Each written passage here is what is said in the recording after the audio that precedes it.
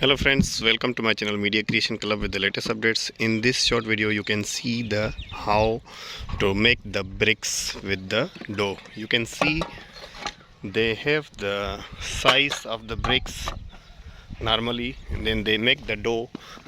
This is the dough of, and then now he can put, this one is the monogram actually, then they can simply turn it.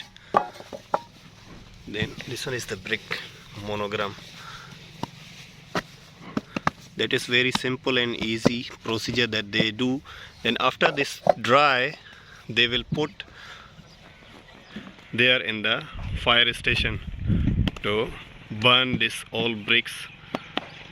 Then after 10 days it's burning, the bricks will come out freshly. Then you can see how they do. It's very simple, then very fast they can do.